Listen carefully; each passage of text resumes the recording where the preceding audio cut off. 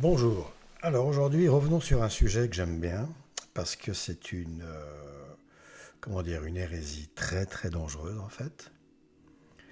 Une hérésie qui fait l'unanimité, peut-on dire, presque l'unanimité parmi ce qu'on appelle la tradition catholique.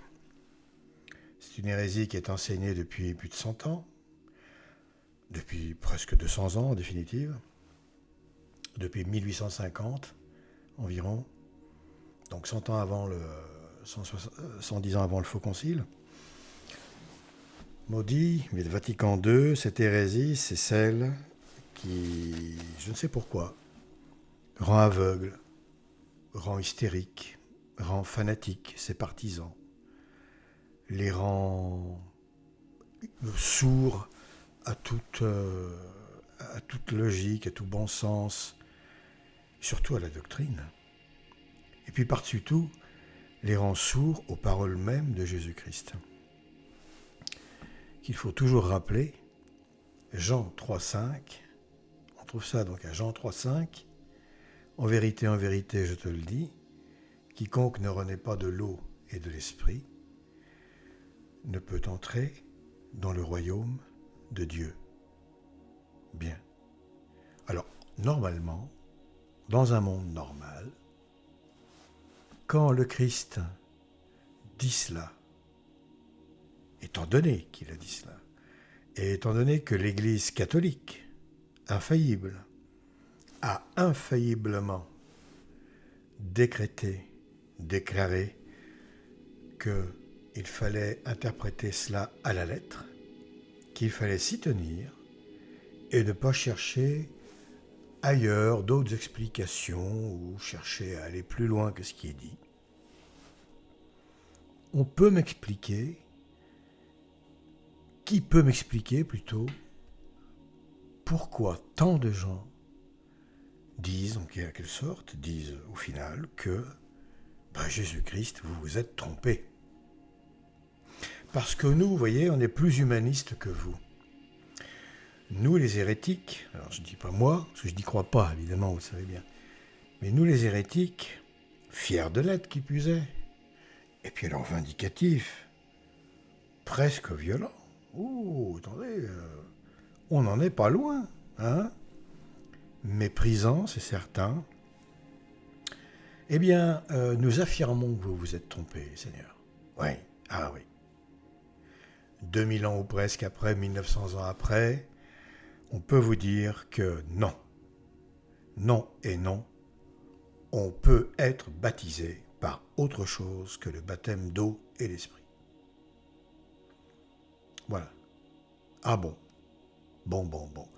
Eh bien là, vous savez quoi? On rejoint certains rabbins qui discutaient avec Dieu, enfin, évidemment une invention, et qui lui disaient qu'il avait tort, et Dieu reconnaissait ses torts. Alors vous attendez quoi? Les fanatiques, les fans, non pas du club de foot, de PSG ou n'importe quoi, les fans du BDD, le baptême de désir. Sans, on y viendra après. On va enlever BDDS comme LGBTQ, ça n'en finit plus. Ignorance invincible. BDDSII, ignorance invincible. Turbo, injection, 16 soupapes. Alors on va arrêter tout ça, hein, d'accord? On va se contenter de BDD pour aujourd'hui, là tout de suite. C'est déjà bien suffisant. Et on va voir que c'est presque drôle. Mais c'est tragicomique d'en être là. Comment se fait-il que l'homme, la créature, le bipède, voilà quoi, celui qui dépend entièrement de son créateur en toute chose, se permette de dire à Jésus-Christ, au Seigneur, à Dieu lui-même, eh bien vous vous êtes trompé, c'est tout. Hein, le pauvre catéchumène chéri, le petit chéri Nounet qui meurt avant le baptême d'eau, pardon. Mais il ne peut pas aller en enfer, il ne peut pas. Voyons, il désirait tellement ce baptême. C'est aussi bête que de dire, parce que j'ai été baptisé d'eau, alors je ne risque plus rien. Je ne risque plus d'aller en enfer. C'est fini. Bah oui, je suis baptisé d'eau. on comptera les baptisés d'eau qui sont en enfer à la fin des temps, au jugement dernier. Il y en a combien de millions? Hein? Et eux, ils sont arrivés au port, c'est-à-dire au terme du catéchuménat. Ils y sont parvenus, et pourtant, non. Ils ont péché, ils ont fait ce qu'il ne fallait pas. Ils ne se sont pas confessés comme il faut, ou pas du tout, je ne sais pas, peu importe, il y a tellement de cas de figure, mais Dieu n'en a pas voulu au ciel. Tout baptisés d'eau qu'ils étaient. Eux qui avaient bénéficié du véritable sacrement. Et pas du blablabla des fanatiques du BDD. J'en viens à me demander très sincèrement si, lorsqu'on est comme ça pris dans le piège de cette hérésie monstrueuse, parce que c'est une hérésie monstrueuse, finalement, à force d'insister à renier ce qui a été dit par le Seigneur, je m'en tiens qu'au Seigneur. Je ne vais même pas chercher Eugène IV au Concile de Florence, même Paul III, hop, qu'au Seigneur. Et on ne va même pas parler de doctrine. Et il y a d'autres vidéos, on les trouve en lien dans les playlists sur l'Angélus YouTube. Je fais une petite playlist où on trouve les 3-4 vidéos que j'aime bien là-dessus, qui expliquent bien les choses, en plus des miennes. Je me suis permis, bien entendu, parce que c'est les miennes. Eh bien, voilà, je me demande si ce n'est pas un châtiment divin. Vous voulez à tout prix croire à vos âneries? Eh bien, écoutez, croyez-y. Mais ce coup-ci, par contre, vous ne pouvez plus vous en défaire. Vous êtes aimanté par l'hérésie, vous ne pouvez plus vous détacher, c'est fini. Un super magnète au néodyme de 750 kg d'attraction, c'est terminé pour vous. Réveillez-vous, c'est grave. C'est très grave. On va en enfer pour ça. On va en enfer pour ça. Eh oui. S'obstiner à croire à cette foutaise. Et on va voir à quel point c'est une foutaise. Et encore une fois, j'épargnerai la doctrine. Disons, je n'en parlerai pas dans cette vidéo. Encore une fois, le sujet a été largement traité dans d'autres vidéos sur le plan doctrinal. Peut-être que je ferai un ajout à la fin avec plein de citations. Enfin oui, pourquoi pas, mais pour l'instant, non. On va juste réfléchir à la question. Comme eux, les fanatiques, ou vous qui m'écoutez, j'espère que vous m'écoutez, parce qu'en fait, cette vidéo, elle est faite pour ceux qui n'y croient pas, et puis aussi, et surtout, pour ceux qui y croient. Réveillez-vous, réveillez-vous. Ayez l'humilité d'écouter, et puis arrêtez de vous énerver, voilà. Posez-vous tranquillement, hein, y a pas, pour l'instant, il n'y a pas mort d'âme. Ça va venir, si ça continue comme ça. Mais voilà. Alors, le titre de cette vidéo, je l'ai intitulé « Le baptême de désir, donc en son principe, comment en son principe, donc ontologiquement, dans sa nature même, sa définition même, le soi-disant baptême de désir tue, je dis bien tue, le désir du baptême. » Vous voyez la contradiction? Et on va démontrer comment. Et cette démonstration, c'est pas la peine de sortir de je ne sais où, d'avoir un QI de 230. Non, non, non, non, non, non. Un enfant normalement constitué d'une douzaine d'années peut, mais alors, à loisir, y penser immédiatement. La démonstration est d'une simplicité enfantine. Enfantine. Et c'est ce qui est le plus étonnant, en fait. Comment se fait-il que tant de soi-disant théologiens, tous faillibles, tous, absolument tous, saint Thomas d'Aquin compris, comment se fait-il qu'il n'y a que les papes valides qui sont infaillibles? Pas grâce à eux, grâce au Saint-Esprit. Comment se fait-il donc que tant de gens, des gens très bien, des gens, voilà, tout ce qu'on veut, finalement pas si très très très bien que ça? Je ne parle pas de ceux qui ont fait une erreur, une croyance sans réfléchir, ou je ne sais pas quoi. Bon, je parle de ceux qui ont connaissance du dogme, tel qu'il a toujours été enseigné.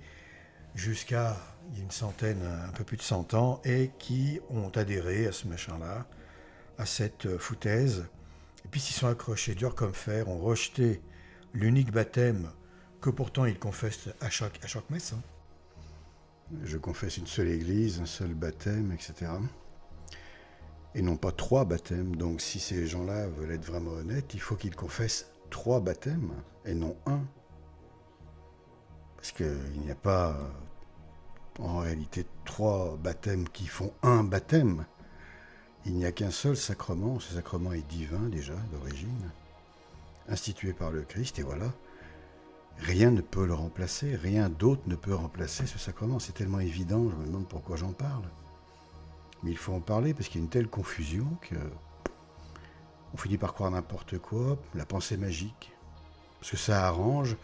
Alors ça arrange quoi? Eh bien d'abord, ça arrange un humanisme très excessif, déplacé, un humanisme non ordonné, comment dire, je ne trouve pas le mot exact, un humanisme aveuglant, quoi, qui est juste un avis, un point de vue personnel, un sentiment personnel en quelque sorte. C'est l'expression de « Oh non, ce n'est pas possible que ce gars-là aille en enfer, non baptisé d'eau, parce qu'il était à 1 semaine, à 15 jours, à 1 heure d'être baptisé, qu'importe. Pourquoi pas à 1 an? Comme je l'ai dit, comme on va le voir, si quelqu'un prend sa première leçon de catéchisme, et puis malheureusement pour lui, quelques jours après, a un accident de voiture mortel, eh bien non, il n'est pas sauvé. Admettons qu'il était prévu 1 an de catéchisme, il en est à ses tout débuts, sa première leçon, d'après les baptêmes de désireux, là, eh bien, il est sauvé. Non, il n'est pas sauvé. Qu'est-ce que c'est que ce cirque-là? Est-ce que le Christ a dit ça? Est-ce que l'Église a enseigné ça un jour, que si l'on meurt, quel que soit le moment, il suffit d'avoir assisté à la première leçon de caté, donc d'être entré dans le catéchuménat, pour, en réalité, ne plus rien craindre? Il n'existe pas dans l'existence une position telle que celle-ci, c'est-à-dire de salut invincible. Là, on n'est même plus dans l'ignorance invincible, qui est une absurdité sans nom, sur laquelle, encore une fois, on reviendra. Mais brièvement, parce que ça ne nécessite pas grand-chose, ça tombe sous le sens que c'est une absurdité, cette affaire-là.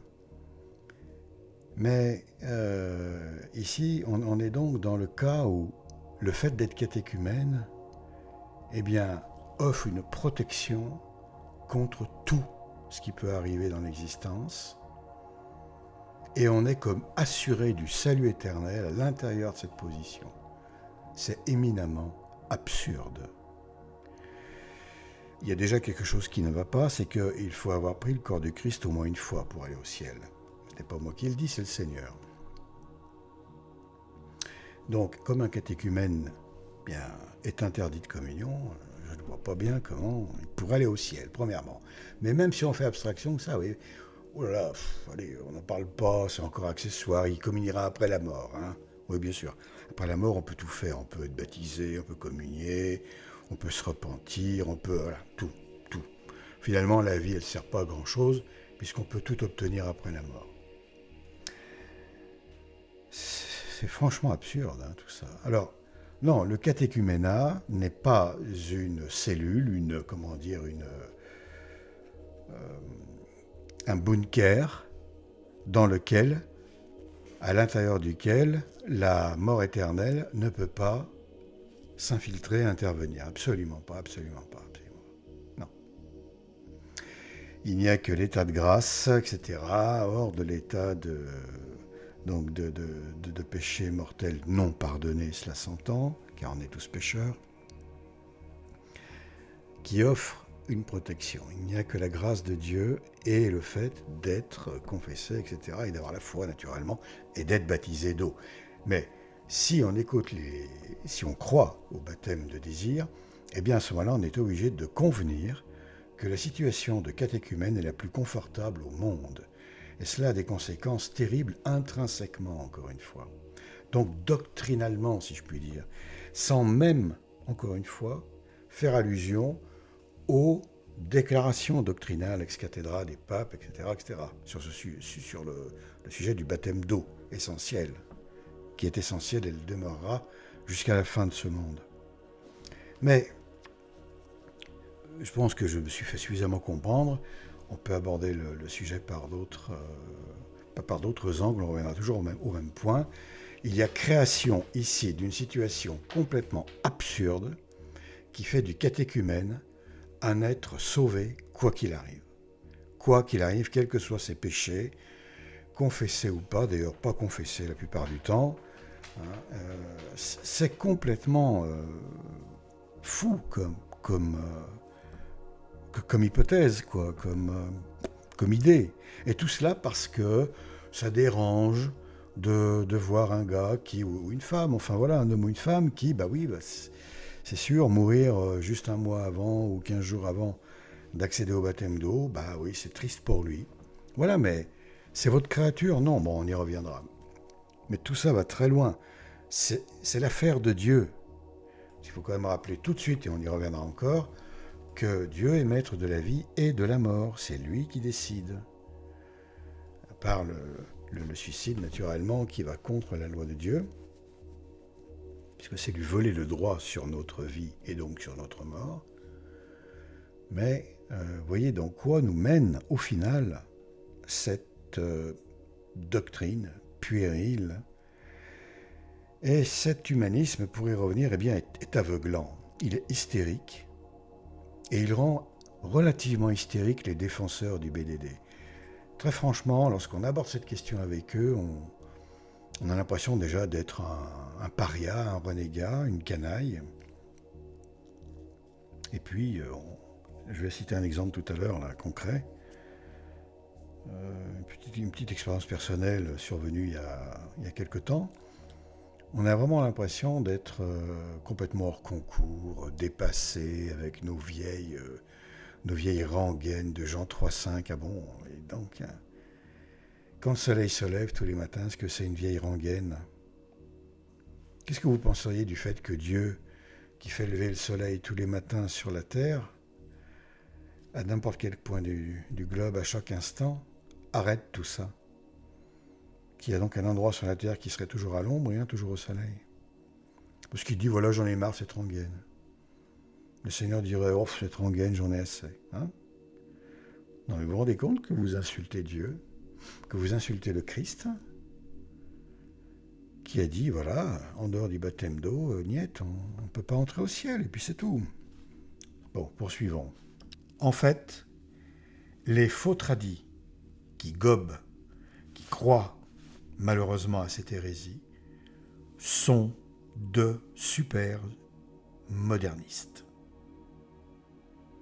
Eh oui, des super modernistes, humanistes. Alors, j'en viens à une anecdote tout de suite avant de poursuivre, qui m'a doublement motivé pour faire cette vidéo. Déjà, je voulais la faire avant, mais il y a un certain dimanche, il n'y a pas bien longtemps, avant la messe, à l'extérieur, dehors, dans la cour, quoi.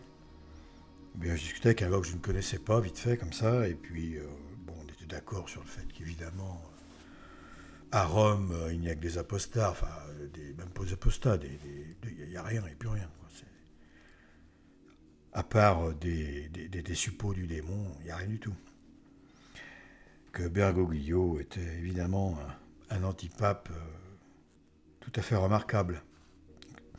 Bon, mis à part cela, tout de suite est venu, j'ai posé la question, et le prêtre, parce que je ne connaissais pas sa position, j'en avais oui dire, mais je voulais être certain quand même. Est-ce qu'il croit au baptême de désir, lui? Oh là oui, oh là là, répond l'interlocuteur, oh là là, et comment? Du style, un vrai fan dans la tribune nord, quoi, ou sud, je sais pas, enfin voilà, de Saint-Étienne, de la SSE, ou de Lyon, ou fan des fans. Alors j'ai dit, ah bon, d'accord. Et vous aussi, ah bah, et comment? Et comment que j'y crois? C'est prouvé depuis longtemps, qu'il me dit. Ah bon? Je dis, bah moi je n'y crois pas. Il dit, ah, ça m'étonnait qu'on n'ait pas vu un finéiste dans le coin depuis... Tiens, c'est bizarre ça. Un finéiste, vous vous rendez compte? Parce qu'on croit à ce qu'a dit Jésus-Christ, on est un finéiste. Jésus-Christ était finéiste? Ah bon? Tiens, tiens, tiens, un finéiste. Qui est donc ce père Finet qui a convaincu le Christ que le baptême de désir n'existait pas, hein? Je mettrai 2 liens sous la vidéo concernant l'affaire du père Finet qui n'a strictement rien à voir avec le baptême de désir. Rien, mais alors rien.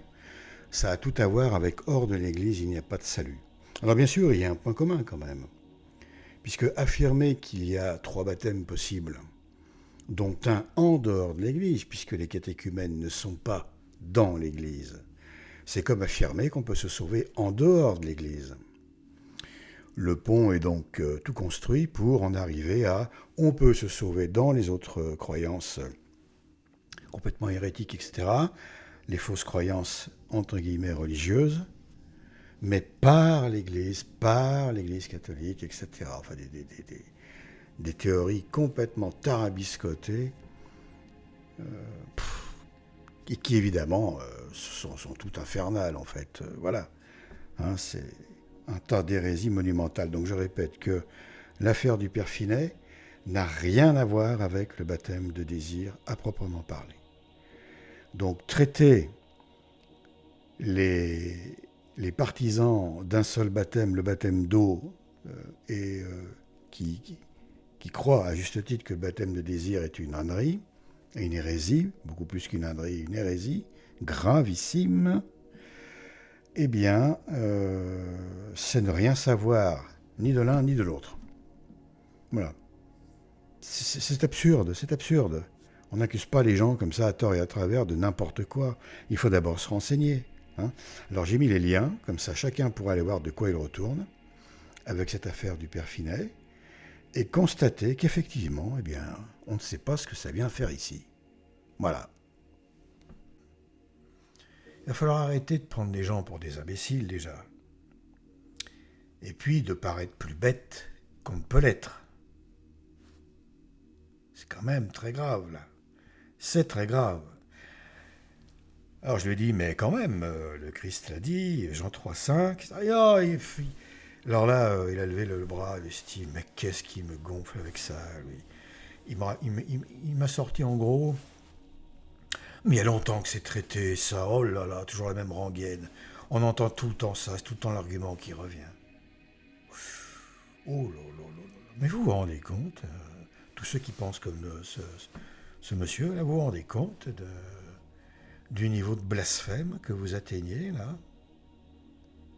Du mépris affiché de Dieu, dont vous vous vantez? Puis vous dites, attendez, fier et tout, puis méprisant, hein? J'étais devenu un sot de déchets, quoi, on va dire ça comme ça, à ses yeux. À moins que rien, hein, un renégat, une canaille. Une canaille. Tout juste si on n'allait pas cafeter direct pour dire, attention, lui, c'est un finéiste. Hein, oulala. Du style le taliban de la foi, vous voyez ce que je veux dire? Et alors, je me suis aperçu, juste pour finir l'anecdote, qu'en rentrant dans l'église aménagée, puisqu'évidemment, les vrais temples de pierre qui, avant, recevaient le corps du Christ, aujourd'hui reçoivent le corps du diable. C'est une façon de parler, mais en réalité, on y adore réellement le démon sans même le savoir. Déjà, je rappelle que Satan a été intronisé à Rome, au Vatican, de mémoire le 29 juin 1963, lors d'une messe évidemment noire, comme les yeux de graphène des bébés graphènes, et que, bon, bah évidemment, les messes invalides, on ne va pas revenir là-dessus. Hein. L'Eucharistie n'existe pas dans ces messes, dans ces cérémonies, on va dire, modernistes. Il n'y a pas plus d'Eucharistie que de je ne sais pas quoi, que de baptême de désir. et tout cela n'est que parodie. Parodie et blasphème et sacrilège, etc. etc. Eh bien, ces temples, ces églises, tout simplement, de pierre et de bois, nous n'y avons plus droit, les traditionalistes. Et voilà, donc j'appelle aménager et je me suis mis à la place où j'allais d'habitude. Où je vais d'habitude. Et là, je vois un voisin qui vient également d'habitude à côté, avec lequel je dis simplement un salut de la tête, c'est tout. S'il me salue, je salue. D'habitude. Et alors là, je n'ai pas eu droit à un salut, mais à un regard hautain, méprisant. Il était debout, j'étais assis, donc ça lui facilitait les choses. Comme un crachat, finalement. Un finéiste à côté de moi. Je pense qu'il était presque à deux doigts de me dire « Je ne peux pas partager le même banc que vous. Trop, c'est trop. » Cette charité chrétienne chez les faux tradis est tout à fait remarquable. Hein. On sent un amour et une envie d'expliquer réellement, une envie de démontrer ce que l'on croit. Mais non, ils ne peuvent pas le démontrer, on les coince tout de suite avec leur baptême de machin. Donc voilà, il y a une agressivité qui se crée. C'est normal, c'est logique en fait. Mais ces attitudes de mépris envers ma petite personne sont un grand bienfait, un grand bénéfice, et je les en remercie. Puisque être catholique, c'est aussi subir, quand il le faut, les crachats du monde, quoi, le mépris du monde, au nom de la vérité, bien entendu, pas au nom de soi-même, pour la défense de ce qui est vrai, de ce qui est de foi, de ce que le Christ veut nous enseigner, etc., etc. Donc on en est là, à l'intérieur, c'est-à-dire que le diable a tellement bien joué, et l'homme a été tellement complice et tellement niais, finalement, tellement naïf, et tellement intéressé par toutes les choses mauvaises, que il y a des subdivisions à l'indéfini à l'intérieur de ce qui reste de la tradition, qui est complètement éparse, comme un puzzle éclaté, comme un livre dont on aurait arraché chaque lettre et on les aurait éparpillés avec une bombe. C'est un peu ça, j'exagère, mais c'est un peu ça. Chacun croit ce qu'il veut là aussi. Et en définitive, le traditionnalisme dit catholique n'est rien d'autre qu'une forme de modernisme qui ne veut pas dire son nom. C'est aussi simple que ça. Pardon, quand vous voyez que la fraternité très mal nommée Saint-Pie X, aujourd'hui très mal nommée, fait son choix dans le marché des hérésies bergogliennes. Je voudrais une salade là, 3 tomates ici, par contre les courgettes poubelle, ces patates là ne me plaisent pas. C'est du modernisme, c'est tout. C'est de l'opinionnisme. Chacun fait ce qu'il veut. Voilà. Et alors, toujours pareil, la masse a raison. Il y a un esprit démocratique complètement anticatholique, hein, bien entendu. Donc, plus on est nombreux à croire à quelque chose, plus cette chose doit être vraie. Voilà, c'est comme ça. Donc, comme 99% des faux tradis croient au BDD, eh bien, le BDD est vrai. Ah bon? Bon. Encore une fois, Dieu n'a que faire du nombre. Attention. Enfin. Donc, il faut prier pour ces gens-là, pour qu'ils se convertissent, pour qu'ils reconnaissent quelque chose ne va pas. C'est pour ça que je fais cette vidéo, entre autres, pas pour créer de la guerre, générer le conflit existe déjà. Depuis belle lurette, il y a conflit. Pas pour entretenir une animosité, non, absolument pas, mais pour qu'il y ait, avec une intelligence normale, humaine, pas une folie, pas un dérèglement intellectuel irrémédiable qui frappe les modernistes, comme l'a démontré Saint-Pie X dans Pascendi, eh bien, qu'on soit d'accord sur ce qui est vrai, et c'est tout. Le soleil existe, c'est vrai. L'abruti qui dit qu'il n'existe pas, on n'en tient pas compte. C'est soit l'asile, soit l'oculiste, soit c'est un aveugle, enfin, peu importe, mais on en est là. Donc, cette vidéo et les autres et d'autres ont pour but de, de créer un terrain d'accord, tout simplement, de faire voir que ce n'est pas possible cette affaire, ça ne colle pas. Arrêtez d'être orgueilleux, reconnaissez, vous êtes trompé. Dans ma vie, j'ai reconnu plein de fois m'être trompé. J'ai changé de paradigme, de système de pensée, pour ainsi dire, plusieurs fois. Donc, avant d'arriver au catholicisme. Bon, c'est comme ça. Quand on est né dans une famille bourgeoise, pas catho, moderniste, parce qu'il n'y a pas de catholique chez les modernistes, mais bon, qui se dit catho, évidemment, moderniste, ça fait des dégâts extraordinaires. Il vaut mieux être, à la limite, il vaut mieux être né chez des gens qui ne croient en rien, quoi. Parce que vous allez dans les écoles modernistes où on vous apprend les mensonges et ainsi de suite. Alors heureusement que ça rentrait pas, parce que je sentais qu'il y avait un truc, que c'était niais, léger, complètement trop facile, quoi, tout ça. Il n'y a rien de divin là-dedans, donc hop. Mais malgré tout, ça laisse des traces, et j'ai cru pendant un bon moment que la Rome apostate était la véritable Église catholique, voilà. Et c'est ce qui a fait que je l'ai fui pendant de longues années. Je l'ai fui parce que je n'y trouvais absolument pas mon compte, pas la vérité. Je n'y voyais que du blabla, encore une fois, des bons sentiments, et encore bon, hein, c'est vite dit. Et donc, il a fallu faire tout un parcours dans la jungle des doctrines, et puis avec l'aide évidemment du Seigneur. Ça, c'est encore autre chose, mais sans cela, ça aurait été impossible pour venir à la véritable Église catholique. Et il faut tout simplement aimer la vérité suffisamment pour être capable de dire bon, ce que je croyais c'est faux, ça colle pas, voilà, et être heureux de découvrir la vérité. Voilà, c'est ce que j'essaye de faire, de démontrer que ce bidule là, du baptême de désir ne colle pas du tout, ne colle pas intrinsèquement, il est vicié, il est complètement vicié. Or, Dieu, il est piégeux, c'est un piège.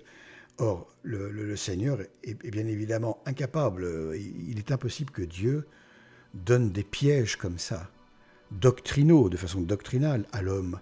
Il permet l'hérésie pour éprouver la foi des uns et des autres, naturellement, mais il ne la sème pas à travers son Église. Enfin, tout ça, ça paraît clair pourtant. Donc, on en est là. C'est un peu comme les pro-shooteuses, les pro-injections, les anti-injections. Il est en train de se créer des haines de partout. Il y en a un qui se régale, évidemment, mais c'est le singe de Dieu. Et ça va faire drôle pour beaucoup de gens. Quand le Christ va leur répéter « Dis-moi, qu'est-ce que j'ai dit ?» en Jean 3, 5. Lorsqu'ils seront morts, qu'ils vont passer devant le Seigneur. « Qu'ai-je dit ? Qu'est-il écrit ? Qu'a enseigné l'Église ?» en Jean 3, 5. Qu'il y avait 3 baptêmes ou un baptême d'eau. Ah oui, mais là, il n'y aura pas de question de oui, mais là, non, impossible de parler. Il y aura une reconnaissance induite de l'hérésie, mais ça sera trop tard. Pour les forcenés du BDD, ça sera trop tard. Saint Thomas d'Aquin en a parlé en disant que s'il remettait la faute due au péché, et la faute au péché originel, donc au péché originel et au péché personnel, il n'en remettait pas la peine. Il ne s'agit donc pas d'une renaissance complète. Il ne s'agit pas de devenir à ce moment-là un nouvel homme, un enfant adoptif de Dieu, tout pur, sans tache, absolument pas, parce que la peine est toujours là. Je rappelle que lorsque on meurt en état de grâce, c'est-à-dire baptisé d'eau, avec la foi, bien entendu, minimum. La foi, c'est même pas un minimum. La foi, c'est croire absolument en ce que l'on connaît de la doctrine. C'est ça, la foi. Sans aucune faille, sans aucun doute, sans aucune hésitation. La foi, c'est ça. Peu importe ce que l'on sait de la doctrine. Évidemment, il faut savoir le minimum, le credo. Parce que voilà. Mais sinon, je pense que c'est ça, la foi. C'est pas la peine d'être un super théologien qui récite tous les versets par cœur, tous les psaumes à l'envers et ainsi de suite, parce que là, déjà, on tombe sur une ineptie, un contresens, puisque le plus grand des théologiens, c'est quand même Satan. C'est lui qui, sur la terre, connaît le mieux la Bible. Ça, c'est une évidence. Il la connaît par cœur. Ah, puis depuis un moment. Ça fait 2000 ans qu'il la connaît par cœur. Enfin, bref, en gros. Donc, remise de la peine due au péché, mais pas la peine. Et lorsque un homme meurt dans cet état de grâce baptisé, la foi, péché confessé sans péché mortel sur la conscience au moment de la mort, et qu'il n'a pas suffisamment payé sur terre, souffert les peines dues à ses péchés, il va au purgatoire. Il va au purgatoire. Alors il est sauvé, certes, mais il est au purgatoire pour un temps indéfini, voilà, qui correspond à sa peine, justement. Et là-bas, c'est très dur. Alors j'ai ouï dire qu'on y souffre le plus de ne pas avoir assez aimé Dieu et de ne pas l'aimer assez. C'est une belle souffrance, hein, puisque c'est l'école de l'amour, le vrai. On commence à aimer, disent les saints, je ne sais plus lesquels, lorsqu'on se rend compte qu'on n'aime pas assez. C'est-à-dire que l'on aimerait aimer toujours plus, en réalité. Lorsqu'on aimerait aimer toujours plus une personne, ou l'ultime chose, entre guillemets chose, objet à aimer qui est Dieu, l'être à aimer qui est Dieu, ben là on commence à aimer Dieu.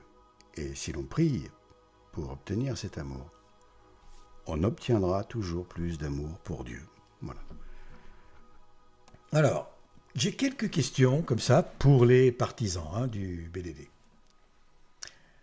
C'est une question à laquelle personne n'a été capable de me répondre. Ce sont des questions absolument personne. Aucun prêtre valide, j'entends, rien. Rien. À la mort, à leur mort, où iraient donc les morts de désir? Puisqu'il faut appeler un chat un chat. Alors, c'est pas leur désir qui les a fait mourir, mais ils sont morts dans le désir. Voilà. Où est-ce qu'ils vont? Autre question, comment est-ce qu'on les enterre? J'ai jamais une réponse. Comment est-ce qu'on enterre un catéchumène mort avant de recevoir le baptême d'eau? Le sacrement, le vrai, l'unique. Comment? Ben répondez. Voilà. Est-ce qu'on l'enterre comme un saint, puisqu'il est au ciel? Le gars, imaginez, on va prendre un cas très simple. Il vient de vivre sa première leçon de catéchisme. Soyons pragmatiques. Vous, les partisans, là, les fanatiques du BDD, oui, oh là là, ça y est, il va chipoter. Non, je ne chipote pas, je vais au bout des choses. C'est-à-dire que je mets en pratique votre doctrine, votre théorie. Il faut bien qu'il y ait une application pratique, sinon, s'il n'y a jamais de cas, pourquoi on en parle? S'il n'y a eu aucun cas de catéchumène mort avant le baptême, à quoi ça sert d'en parler? Et si aucun catéchumène, si tout catéchumène devient immortel, je ne vois pas pourquoi il y aurait le baptême de désir. Puisqu'on ne peut pas mourir avant le baptême d'eau, du coup. Alors parlons-en, mais en pratique, dans les faits, concrets, hein? Et répondez aux questions. Vous allez voir, oh, comme c'est facile. Comment les enterre-t-on? Avec quel rituel? Alors, encore une fois, je prends un exemple. L'homme ou une femme, peu importe, vient de vivre sa première leçon de catéchisme. Ils ont, admettons, 30 ans, force de l'âge. 40 l'homme, la maturité, 30 la femme, peu importe. En bonne santé, tout bien, nickel. Il meurt, boum, un accident de voiture. Voilà. Tout ce qu'on veut. Il y a une indéfinité de morts possibles. Première leçon. Après la première leçon, je ne dis pas en sortant, voilà, quelques jours après, une leçon par exemple tous les 15 jours, et bien au bout de 10 jours, il est mort. Ah, ça peut arriver, non? Non, ça ne peut pas arriver. Ah bah si, ça peut arriver. Bien sûr que si. Alors après une leçon de catéchisme non confessée, à supposer que ces individus n'étaient pas immaculés. Ce qui, voilà, il n'y en a qu'une qui est immaculée, c'est la Vierge. Donc on en est sûr. Par conséquent, on va prendre une personne, disons que c'est un homme. Il a des péchés sur la conscience, c'est évident, plein. Qu'il le veuille ou non, il en a un paquet. Et puis même s'il en avait qu'un, ça suffirait. Mais s'il en avait qu'un, dites donc, à 30 ans, sans être catholique et tout, sans savoir rien du tout du Christ. Waouh, c'est le plus grand saint qu'on a connu, celui-là. À part l'élite de l'élite, Saint Jean de Baptiste, Saint Joseph, la Vierge évidemment. Mais comme il est mort en état de péché mortel, mais catéchumène, est-ce que le catéchuménat et son désir au petit chéri peuvent annihiler l'effet du péché mortel devant Dieu? Alors, lorsque je dis petit chéri, ce n'est pas pour me moquer encore une fois, c'est pour montrer à quel point l'humanisme peut être nocif, négatif, peut voiler, masquer des vérités évidentes, quoi. Un humanisme mal placé, désordonné, complètement excessif. Voilà pourquoi je fais ça, pourquoi je dis le petit chéri, parce que voilà, l'homme, non, arrêtez de diviniser l'homme, voilà, c'est tout, il y en a assez, quoi. L'homme-dieu, on voit ce que ça donne ce qui se passe aujourd'hui sous nos fenêtres, ça donne une tyrannie qui n'a pas d'équivalent dans l'histoire humaine, et on en est qu'au début. Attendez qu'il y ait les camps de concentration qui s'ouvrent, les camps d'internement, d'exécution, de tout ce qu'on veut. Attendez qu'on aille chercher les gens chez eux, vous allez voir. Et puis qu'il y ait la guerre mondiale et tout ça, et la famine qui se développe. Tous les fléaux, tous les fléaux, toutes les tyrannies, toute la tyrannie possible, ça va être tout en même temps, y compris les désordres naturels dus, encore une fois, en très grande partie, à Nibiru.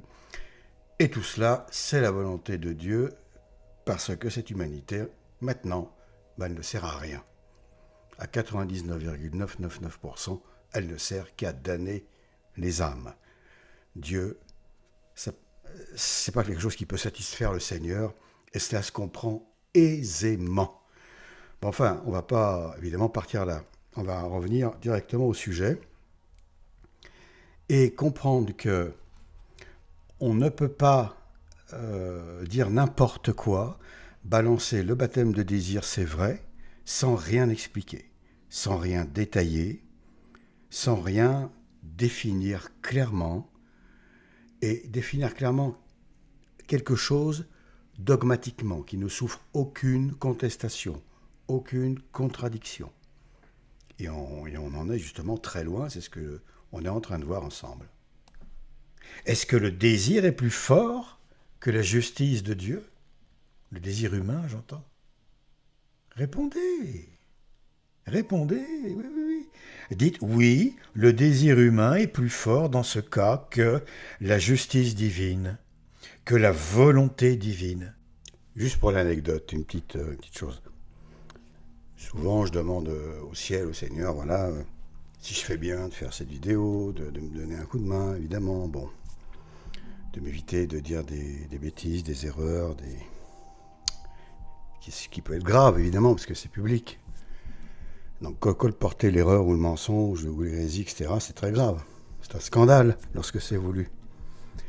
Évidemment, je ne le veux pas. Mais je lui ai demandé s'il voulait bien, m'indiquer dimanche là, pas par des petits signes, des petits jalons, si je faisais bien, si je m'y prenais comme il faut pour que ce soit compréhensible, etc. Bon, et j'ai eu deux réponses. En toute modestie, je crois avoir eu deux réponses. Voilà, c'est comme ça que je le ressens. Notamment en regardant un vieux western qui me permet de me replonger dans certaines valeurs. On dit que la nostalgie, ce n'est pas bon pour un catholique, mais enfin, vu l'époque à laquelle on vit, ça fait du bien au moral, des fois, de retourner virtuellement, naturellement, dans un passé où l'être humain était quand même moins mauvais qu'il n'est aujourd'hui. Il n'y a pas de mal à cela. Ce n'est pas difficile. Et où l'humanité était tout de même beaucoup plus heureuse. Là aussi, ce n'est pas bien compliqué. Bon, bref, enfin, les anciennes valeurs, voilà, que j'aime bien. Et dans ce western, il y a un type, une cinquantaine d'années, enfin voilà, un cow-boy, qui fait une remarque à un autre, c'est d'ailleurs assez exceptionnel. C'est la première fois que j'entends ça dans un western, qui lui dit « Mais ne sais-tu pas que seul Dieu est maître de la vie et de la mort ?»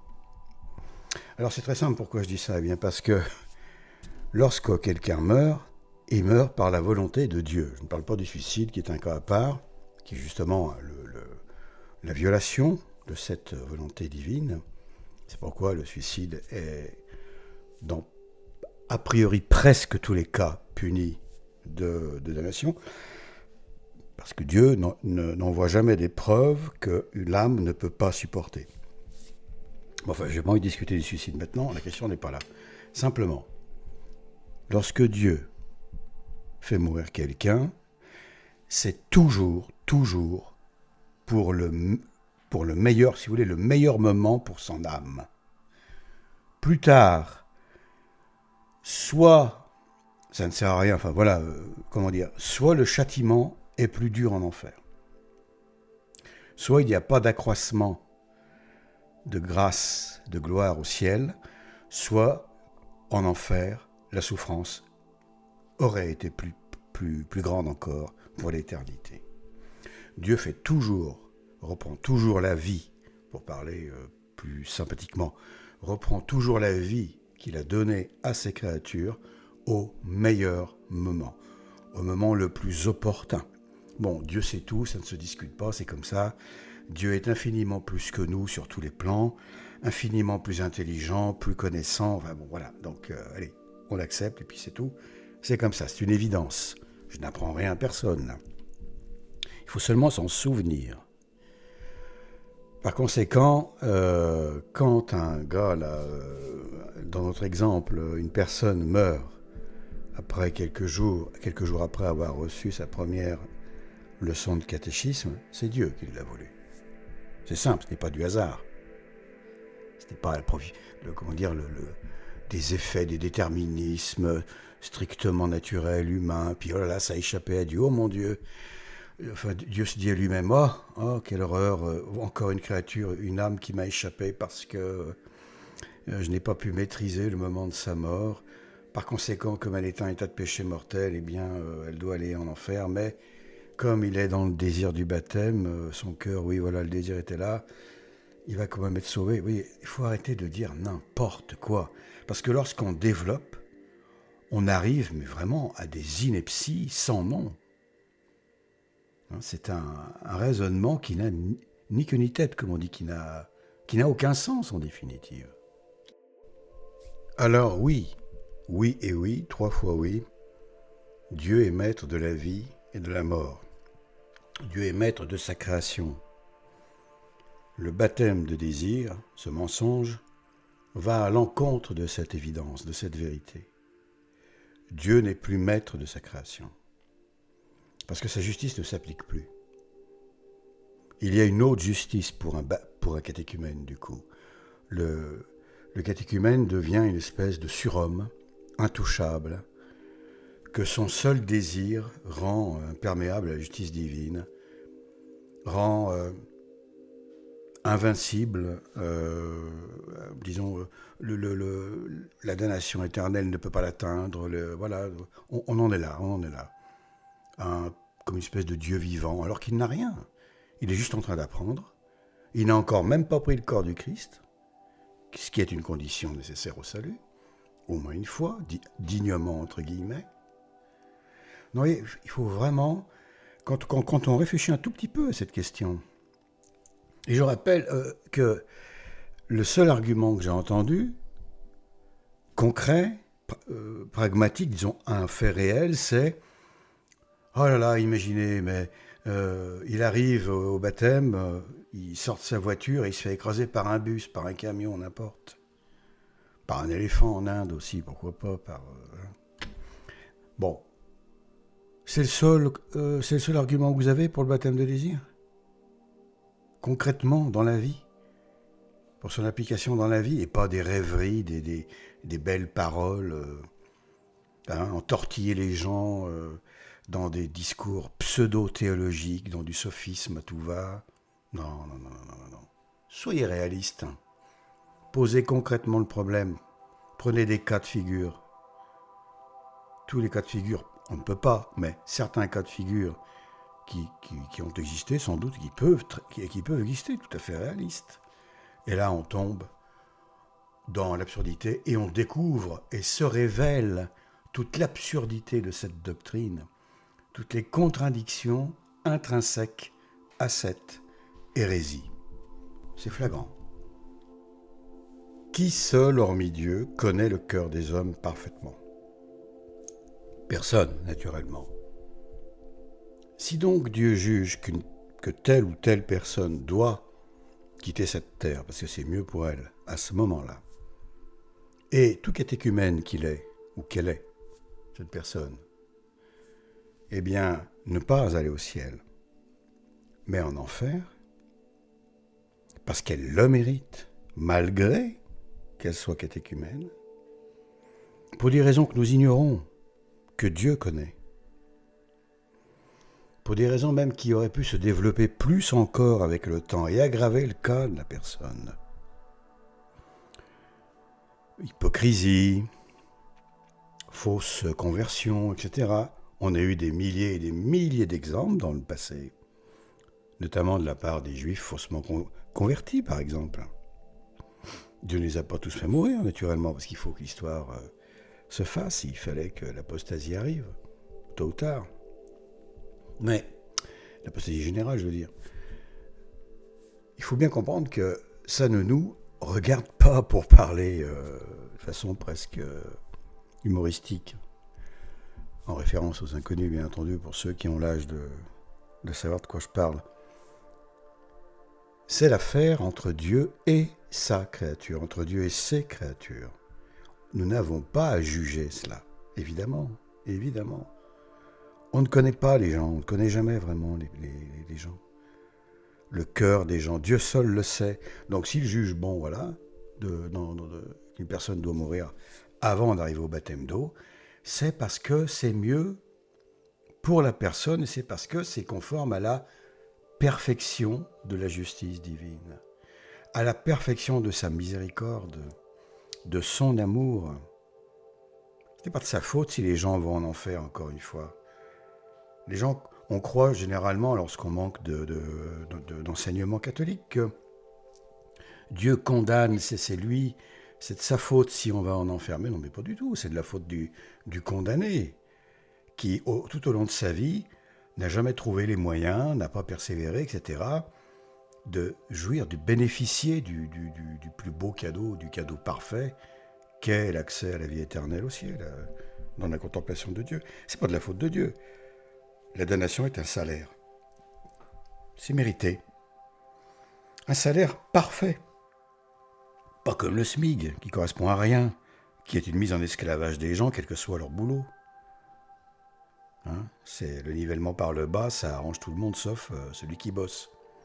Non, là c'est le salaire parfait, au mérite près, à l'atome de mérite près, à la seconde de boulot près, etc.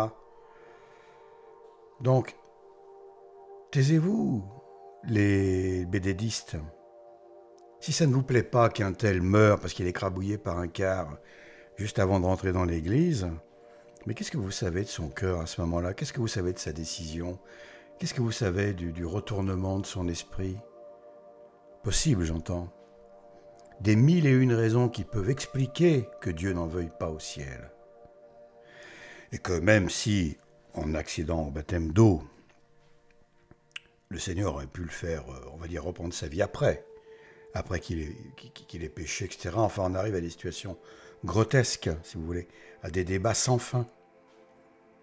Bon, c'est maintenant que le Seigneur a jugé qu'il était bon de le reprendre, c'est comme ça. On se tait. Est-ce qu'on juge Andromède? Par exemple, la galaxie Andromède, on est d'accord ou on n'est pas d'accord? Allez, on vote. Qui est d'accord pour la galaxie Andromède? Mais pour qui on se prend? Qu'est-ce que c'est que cette affaire? Qui est d'accord pour que l'herbe soit verte et pas rouge ou bleue ou...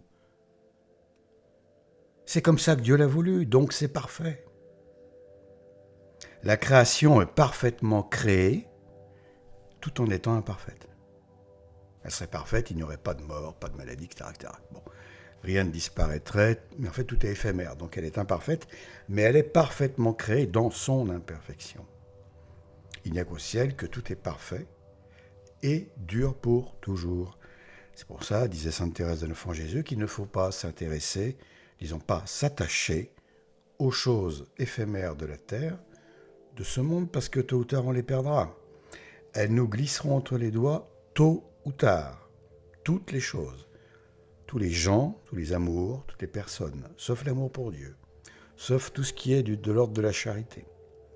Ça reste dans les valises qu'on monte, qu'on a avec nous. On a deux valises lorsqu'on arrive au ciel. La valise des péchés à gauche, la valise des bienfaits, on va dire, de la charité, enfin des bonnes actions qui ont de la valeur devant aux yeux de Dieu à droite. Il y a une balance, et voilà, c'est joué.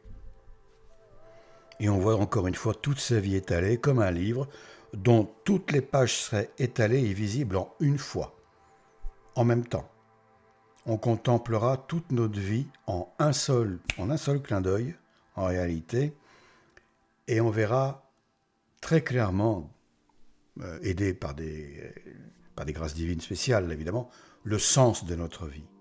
Et pourquoi il est juste que nous allions soit au purgatoire, soit dans les limbes si l'on est un enfant non baptisé, mort avant d'avoir la conscience du bien et du mal, soit en enfer, lorsqu'on n'a tout fait pour y aller en fait, et puis soit au ciel évidemment si on a ce bonheur d'y être accepté comme enfant adoptif du Seigneur par le Seigneur lui-même. Voilà. Donc il faut arrêter de se prendre pour Dieu. C'est un réflexe que nous avons beaucoup trop, tous, à divers degrés, dans ce monde aujourd'hui, qui est le pire des mondes possibles à l'heure actuelle.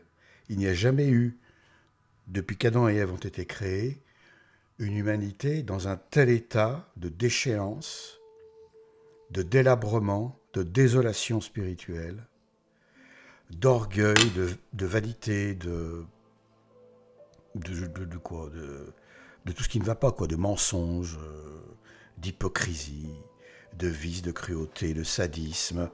Puis il y a aussi du bien, naturellement, il n'y a pas que du mal, il y a aussi de grandes actions, de grandes valeurs, parce que à très grande épreuve, très grand saint.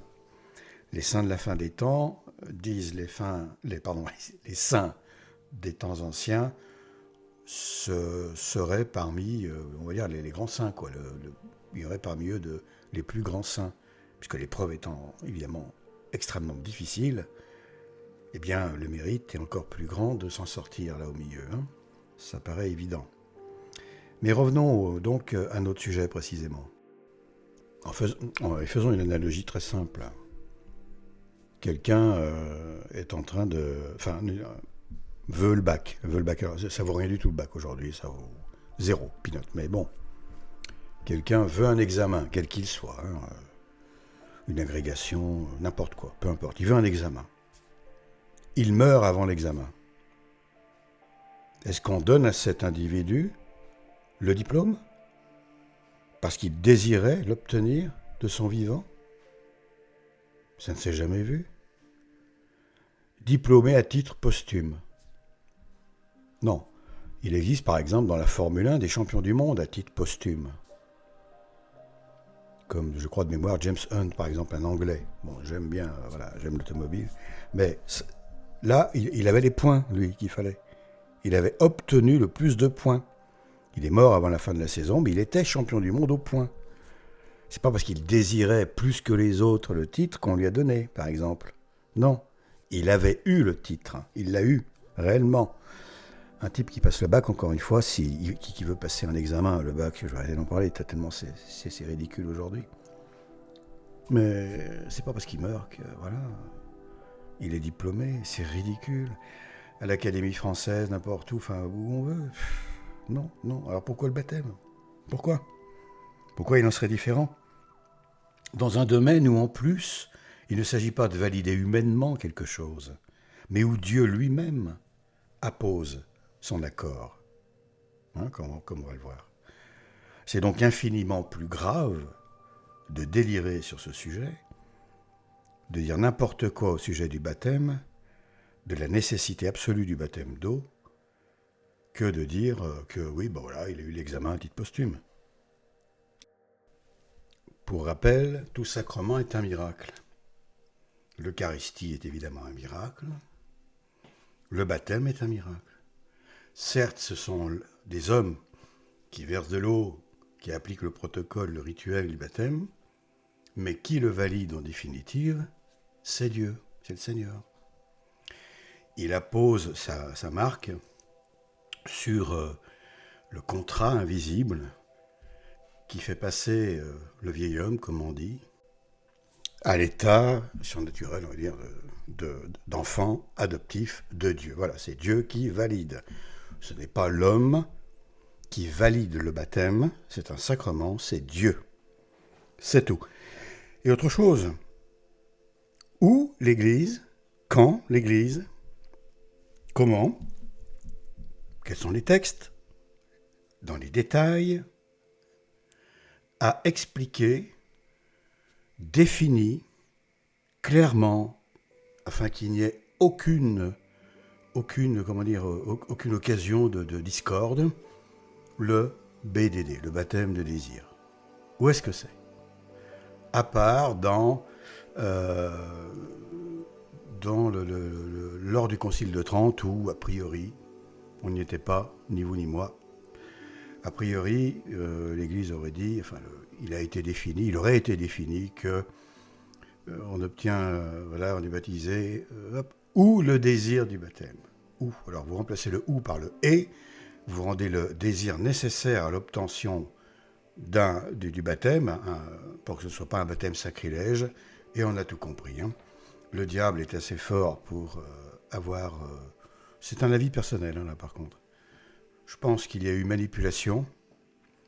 Deux solutions, deux hypothèses. Ou il y a eu manipulation, et le « et » a été remplacé par le « ou », par un « ou », ce qui fait toute la différence. C'est-à-dire que le désir seul suffirait avec le « ou », et avec le « et », il est implicite à l'obtention du baptême. Ça change tout. Il est indispensable, nécessaire. Voilà. Ou alors, le Seigneur a laissé justement les choses s'écrire comme cela, pour que, non pas l'hérésie, puisqu'il ne veut pas le mal, mais pour que les conditions de l'hérésie soient disponibles sur ce sujet. L'hérésie est là pour éprouver la foi des fidèles, des uns et des autres, pour voir qui sombre dans la facilité de l'hérésie, parce que ça l'arrange, parce que ci, parce que ça, soit se maintient ferme dans la foi, droit, etc., ne bouge pas d'un iota parce que plein de choses. Et en l'occurrence,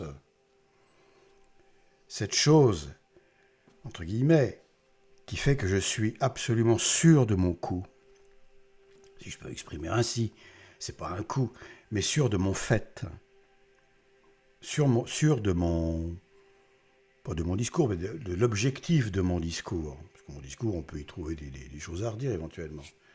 Mais c'est cette affirmation du Christ lui-même, tout simplement.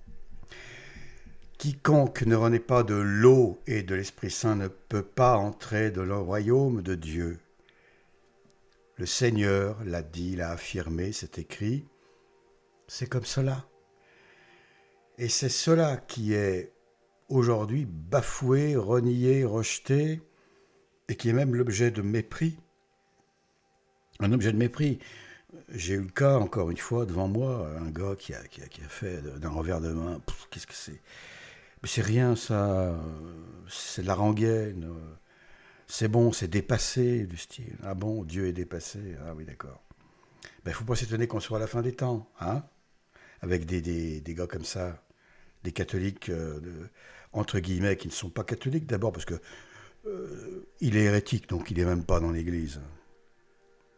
Et je rappelle qu'une messe validement célébrée, par un prêtre validement ordonné, mais un prêtre hérétique, eh bien cette messe est célébrée en dehors de l'Église. En dehors de l'Église. Alors ça en pose encore des questions. Hein.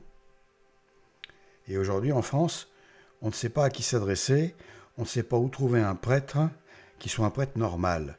C'est-à-dire qui confesse un baptême et pas trois, comme avant, comme ça a été écrit.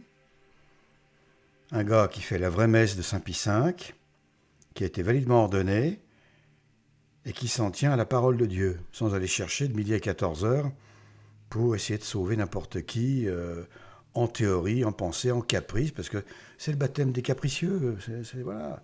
C'est la doctrine des capricieux. Hein?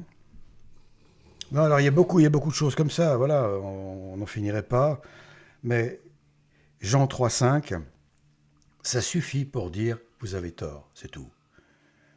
Il est cependant nécessaire d'argumenter pour bien faire comprendre et pour bien, comment dire, être convaincre que lorsqu'on applique dans le concret, dans le monde réel, ce BDD là, ce baptême de désir à la noix, eh bien ça ne fonctionne pas. On a des situations complètement dingues, débiles, sans solution, irrésolvables, quoi, des énigmes. Encore une fois. Alors en définitive, où se situe la contradiction intrinsèque à cette hérésie? C'est assez simple. Et encore une fois, c'est à la portée d'un enfant de 12 ans, qui est malin, certes, il ne se laissera pas facilement avoir, celui-là. Il sera plutôt un petit peu roublard, même, on pourrait dire. Mais voilà, c'est un fait. Quand je dis 12 ans, allez, aux environs, hein, bien entendu. Ne me prenez pas à la lettre sur des choses pareilles, s'il vous plaît. Eh bien, qu'est-ce qu'on peut en conclure de toute cette affaire? Alors, on pose le problème. Je suis catéchumène. Tant que je suis catéchumène, je ne crains rien de la mort. Non pas que la mort ne puisse pas m'atteindre, au contraire. Si elle m'atteint, je suis sauvé. C'est-il pas beau? Hein? C'est-il pas une situation merveilleuse, inédite, inconnue depuis Adam et Ève? Si bien que, en désirant d'abord le baptême d'eau, j'en arrive, si je suis malin comme ça un peu, à ne plus le désirer du tout. J'en arrive même à vouloir mourir en tant que catéchumène, puisqu'on m'affirme que je suis sauvé. Si je meurs dans l'état de catéchumène, mon désir suffit à me sauver. C'est merveilleux. On voit donc bien clairement que cette doctrine de démon, made in hell, alors H-E-2-L, qu'on ne fasse pas un procès antiféministe ou quoi, là, hein? H-E-2-L, made in enfer, made in GN, le désir du baptême, avec la condition que si l'on meurt, on est sauvé par son propre désir, induit comme une injonction, logiquement, spontanément, intellectuellement, etc., eh bien, le non-désir du baptême. Je ne le désire plus, le baptême d'eau.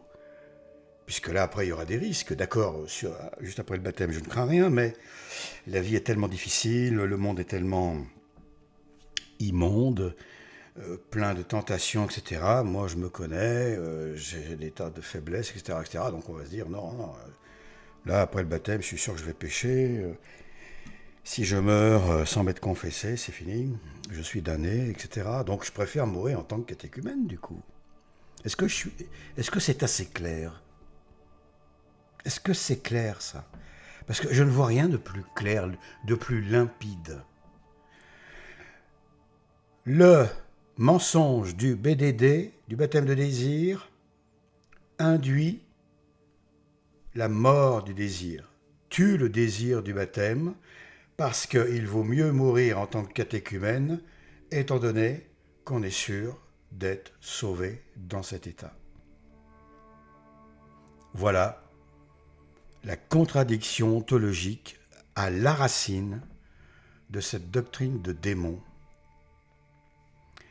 Cette contradiction est imparable, elle est révélatrice, ô combien révélatrice, de son côté pernicieux, vicieux, hypocrite, mensonger, etc. C'est un piège épouvantable dans lequel sont tombés, bras ouverts, saucarpés, tous les humanistes exagérés, hein, et tous ceux qui pensent que leur justice, leur sens de la justice, vaut mieux que celle de Dieu.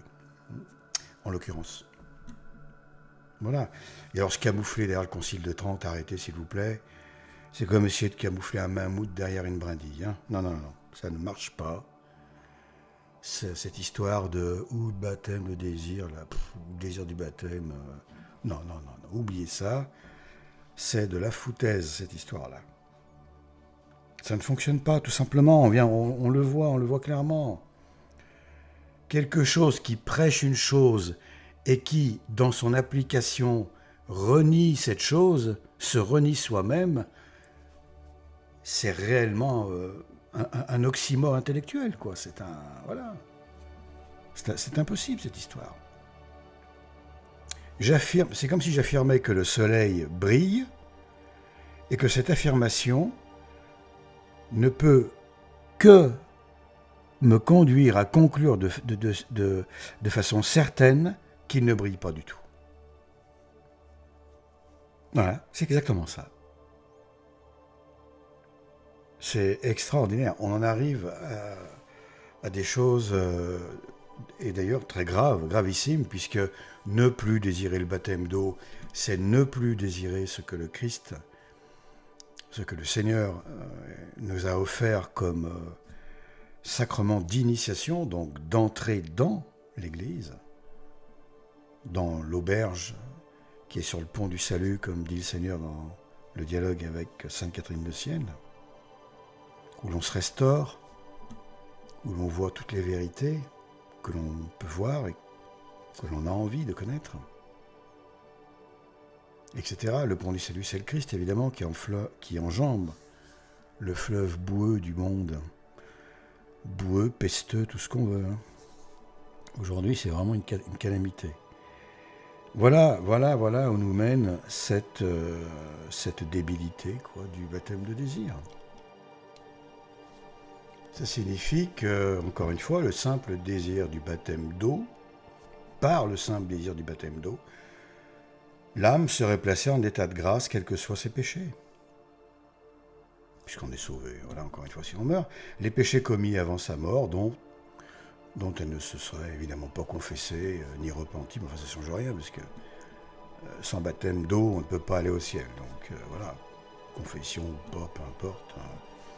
Et puis l'Église n'a pas à s'occuper des gens qui sont en dehors de l'Église. Hein. Déjà élu. C'est un non-sens. Il vaut donc mieux mourir, il vaudrait, mieux mourir avec cette doctrine avant le baptême d'eau, encore une fois. Car en tant que catéchumène, on serait assuré d'aller au ciel. Autrement dit, encore une fois, le baptême de désir tue le désir du baptême. Ce qui remet complètement en cause l'hérésie elle-même du baptême de désir, qui se remet en cause elle-même parce qu'elle signifie, parce qu'elle induit comme cause seconde, comme cause finale, si vous voulez, ou comme cause première en tant qu'elle-même. Et dans l'application, on arrive à cette folie, en quelque sorte. C'est la négation pure et simple de l'affirmation de départ, quoi. Baptême de désir tue le désir du baptême. Voilà, c'est complètement dingue, mais c'est comme ça. C'est donc une insulte au Seigneur, au Saint-Esprit aussi. Évidemment, à Dieu le Père, donc à Dieu Trine, à tout Dieu, à Saint Jean le Baptiste aussi, qui n'a pas baptisé le Christ pour rien dans l'eau.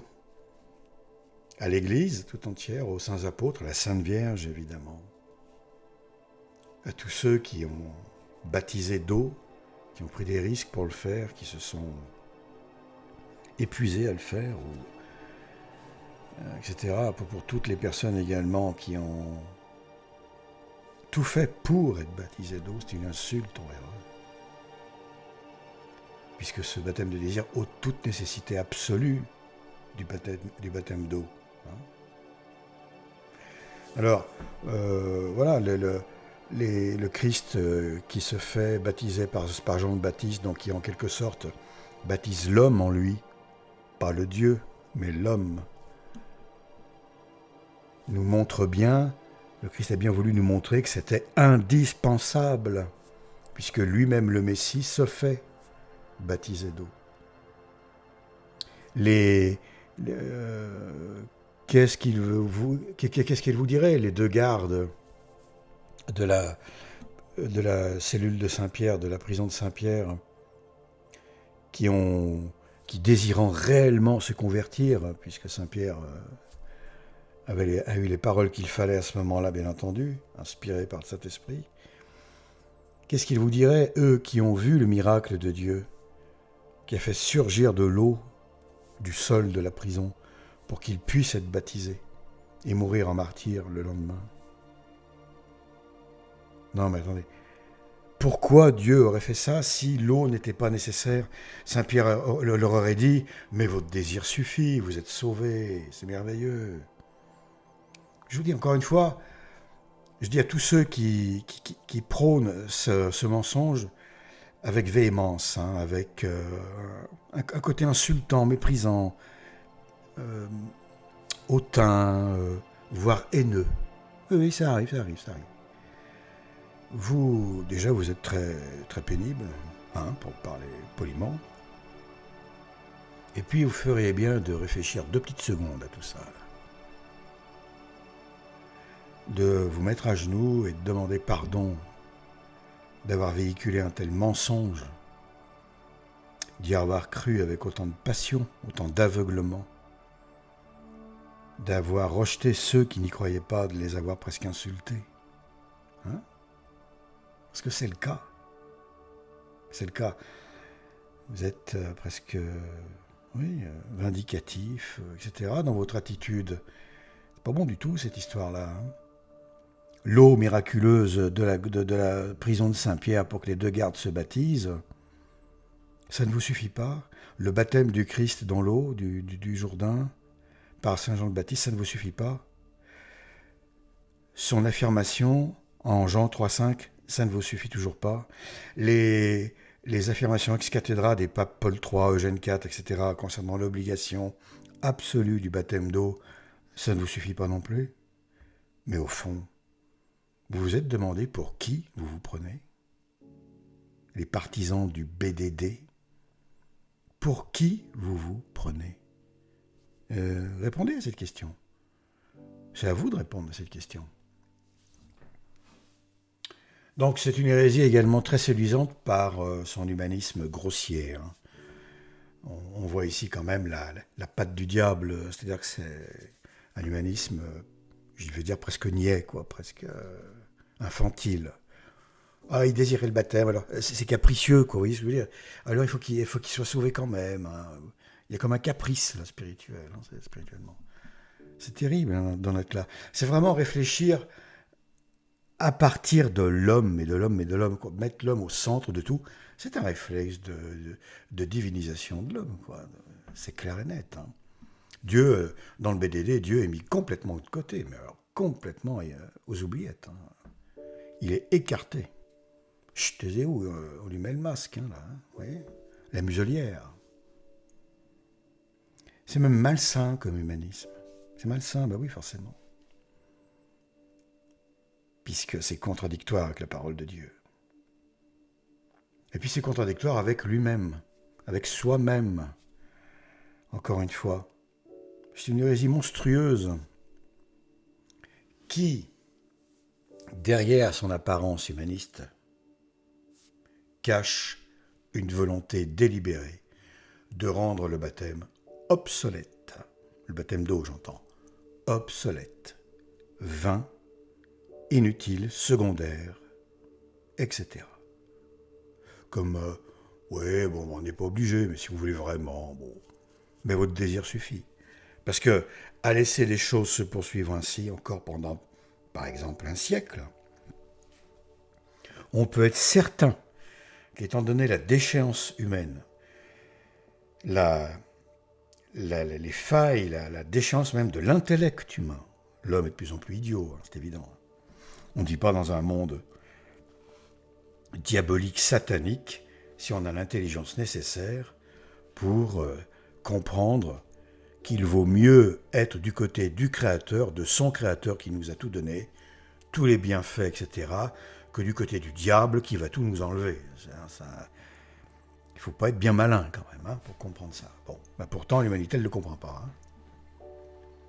Donc le but véritable de cette hérésie diabolique, c'est la suppression, rendre inutile le baptême d'eau, qui en réalité est indispensable, et ainsi condamner tout le monde à la damnation éternelle.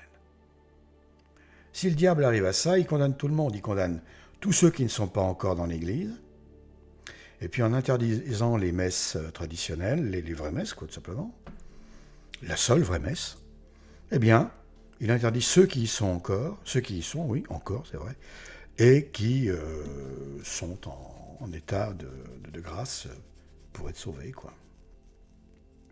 Il leur interdit la communion. Alors, évidemment, on ne se sauve pas par la messe, mais par la foi. Attention, la foi et les œuvres. Hein. Il faut communier au moins une fois dans sa vie. Voilà, d'après ce qui est écrit, au moins une fois.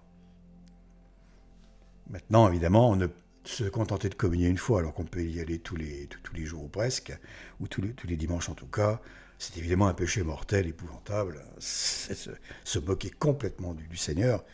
Et là, on est réprouvé à 100%, c'est bien évident.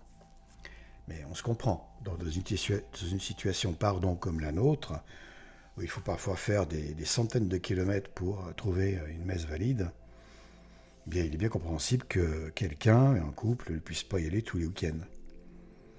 Voilà. C'est simple. Voilà, donc rendre vaine toute candidature à la divine institution, hein, à l'Église, hein, à l'entrée dans l'Église, dans le corps du Christ, à l'intérieur duquel, encore une fois, seulement on peut trouver les conditions du salut. Il n'y a aucune autre religion dans laquelle on peut être sauvé. Ça n'existe pas, il n'y a que dans le catholicisme. Ah bon, ça aussi c'est exagéré? Je vais juste faire une petite parenthèse. Si celui qui me dit ça, ou celle qui me fait cette réflexion, avait eu le courage, l'amour nécessaire, la volonté donc l'amour, l'humilité, la décence, le sens du devoir, etc., de se pencher sur la passion du Christ, de l'étudier, de lire des livres saints, ne serait-ce qu'un, de méditer la passion du Seigneur. Je crois qu'il n'y aurait plus besoin de lui faire un dessin pour qu'elle comprenne que c'est pas Bouddha qui sauve, ce n'est pas Bouddha, ce n'est pas Mahomet, c'est pas Tartampion, c'est pas les divinités hindoues, c'est-à-dire les attributs de Brahma, hein, parce qu'en fait ils sont monothéistes. L'hindouisme est monothéisme, mais Shiva, machin, tout ça, ce sont des attributs de Brahma. Hein, voilà. Bon, c'est pas lui non plus, etc., etc. C'est le Christ, le Seigneur, c'est Jésus-Christ, qui est venu donner sa vie ici, pour nous, et lui seul est Dieu. Tout le reste, ce sont évidemment des religions d'idolâtres, d'adorateurs de démons, etc., etc.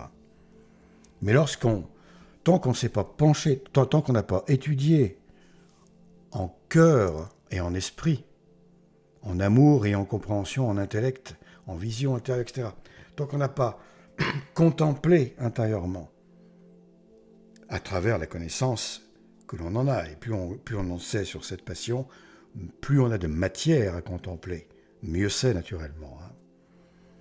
La connaissance est absolument nécessaire, indispensable au salut. C'est pour ça que l'ignorance invincible, encore une fois, est une ânerie monumentale. L'une des raisons, mais on y reviendra. Là, c'est tellement flagrant. Enfin bref.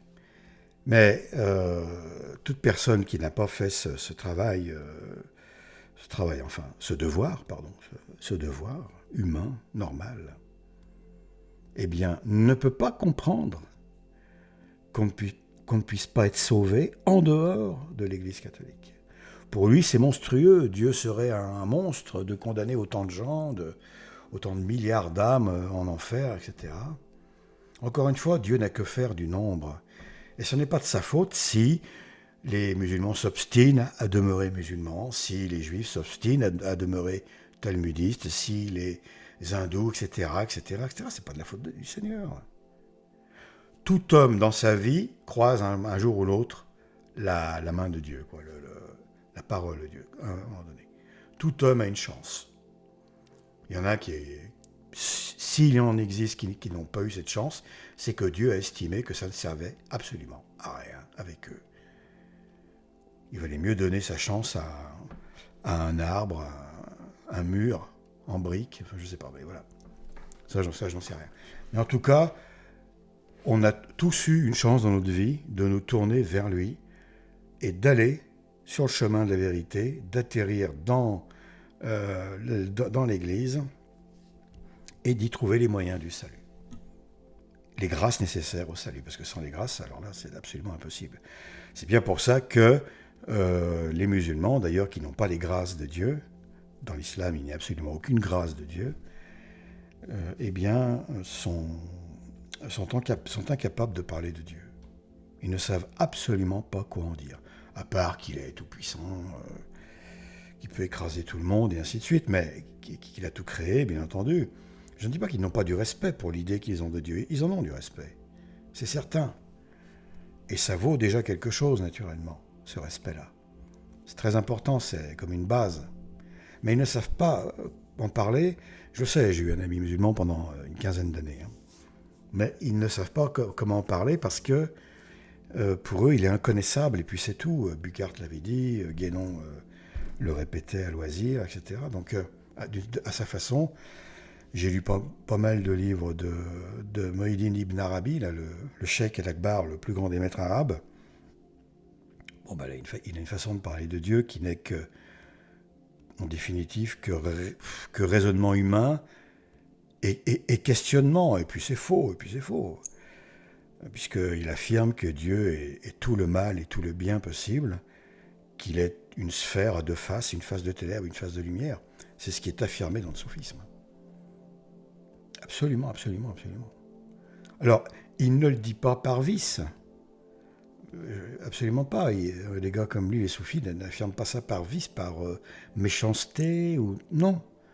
Mais parce que la métaphysique a des limites, a ses limites. Alors, là, l'exemple est très simple. On part de l'affirmation en métaphysique que Dieu est l'infinité des possibilités.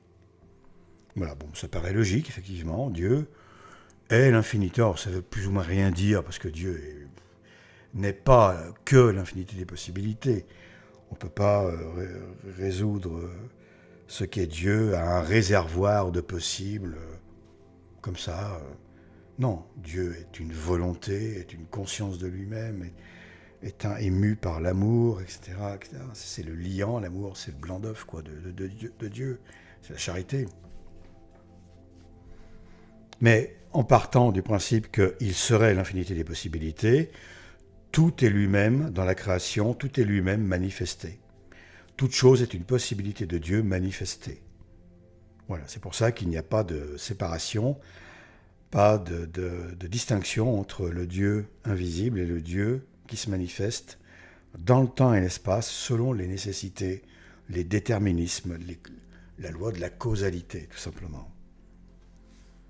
Cette notion-là, elle est séduisante parce qu'elle est logique. Elle est logique, voilà, mais elle est très insuffisante. Et elle mène à dire que, et à affirmer et à croire au final que, comme il y a le mal dans le monde, le mal fait partie aussi de Dieu. Et on en arrive aux absurdités dans lesquelles on baigne aujourd'hui. Bergoglio est un gars qui prône avec sa secte ce genre de choses. C'est une philosophie qui est prônée aujourd'hui de partout. Pourquoi on permet, on met en exergue toutes les minorités, tous les spécimens les plus débiles possibles de l'humanité ou autre chose? Parce qu'on part du principe que induit, on ne vous le dit pas comme ça, mais parce que voilà, il est induit derrière que c'est une possibilité divine et que donc on n'a pas le droit d'y toucher. On n'a le droit de juger personne, du coup, on a le droit de rien juger du tout. Un gars vient violer un gosse, ah oui, mais attendez, c'est une possibilité divine. Il fait ça parce que c'est en Dieu virtuellement, donc il faut que ça se manifeste concrètement. Alors, on arrive à une absurdité totale. À un monde invivable tout simplement. Un monde qui n'a ni queue ni tête. Où tout et son contraire devient Dieu. Est Dieu, serait Dieu. Vous comprenez, Bon, j'ai baigné là-dedans pendant 10 ans. Plus de 10 ans. Alors, et c'est l'enseignement C'est la gnose, hein, quelque part aussi, c'est gnostique, ça. Hein. Et ça fera partie, ça sera un des socles intellectuels de logique de la nouvelle religion mondiale de l'Antichrist, de la religion du mal, quoi. La religion de Satan.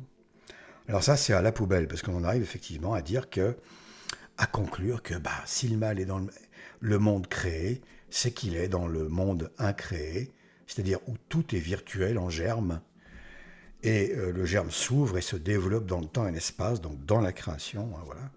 Donc si c'est dans la création, dans le temps et l'espace, si ces possibilités se sont développées, c'est qu'elles existent en germe en Dieu. Voilà. Tout ça, il faut l'oublier, parce qu'en Dieu, il n'y a aucun mal.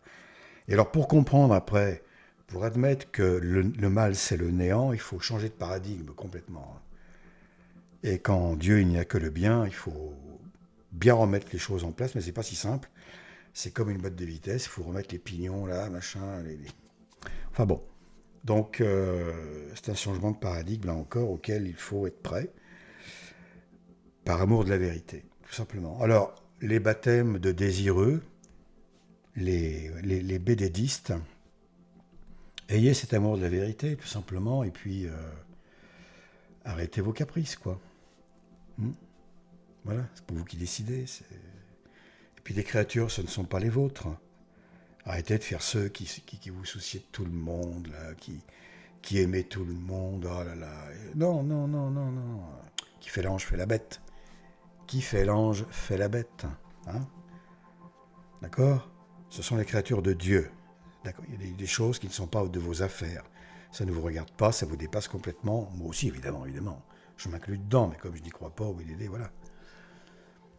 Alors, au final, ce machin de baptême de désir contredit la nature aussi de la fin des temps. Bon, c'est assez simple. Hein. En parlant du retour glorieux de Dieu, du Seigneur, la parousie, donc, il est dit, trouvera-t-il, Jésus-Christ, de la foi sur la terre? La foi sur la terre. Alors, à mon avis, à mon petit avis tout simple, non. Non. Pourquoi? Parce que je prends l'exemple de Sodome et Gomorrhe, où s'applique la bonté de Dieu. Encore une fois, sa miséricorde qui va jusqu'au bout du possible et au-delà. Tant qu'il y a eu injuste à Sodome et Gomorrhe, Dieu n'a pas détruit. Ne les a pas détruites, ces deux villes. Non, pas détruites. Mais le jour où le juste est parti, où le dernier juste est parti, alors là, boum, terminé, au revoir. Tout a été bousillé. Pourquoi? Eh bien parce que ça ne sert plus à rien. Alors aujourd'hui, qu'en est-il dans le monde? Il en reste des saints, bien entendu, quelques-uns quand même, des âmes saintes, quelques-unes. Je ne sais pas combien évidemment, mais ça ne court pas les rues. Eh bien, tant qu'il en restera une dans le monde, Dieu ne détruira pas le monde. C'est ce que je pense, encore une fois. Ce n'est pas du tout parole d'évangile, là. C'est mon point de vue. On le partage ou pas, voilà. C'est tout. Mais c'est ce que je crois. Parce que ça sera comme Sodome et Gomorrhe. Alors, entre parenthèses, c'est la sainteté qui tient le monde en vie.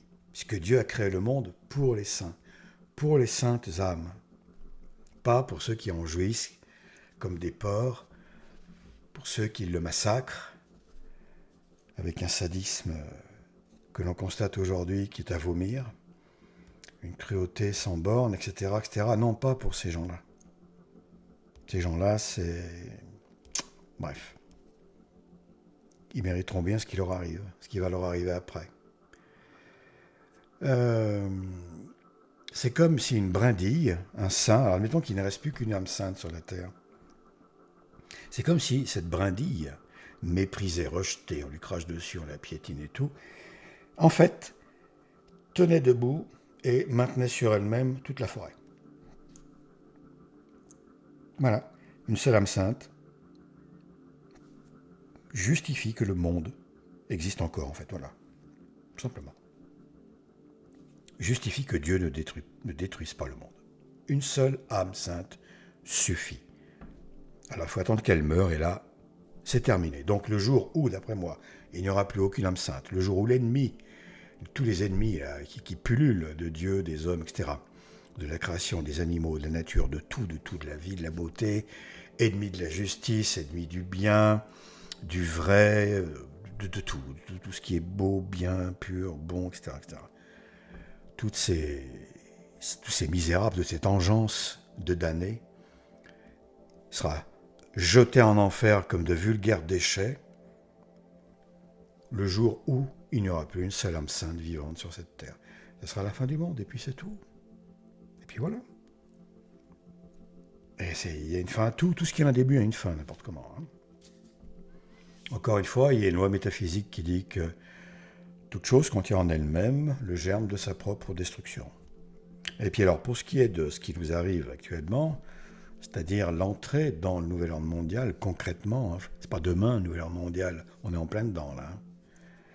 Il s'installe, il pose ses jalons, ses murs, ses fenêtres, ses balcons, ses structures physiques, il installe ses agents, etc. Là, il y a la bagarre pour faire partie de l'un des 10 rois de l'Antichrist actuellement. Ça se bataille dur comme fer.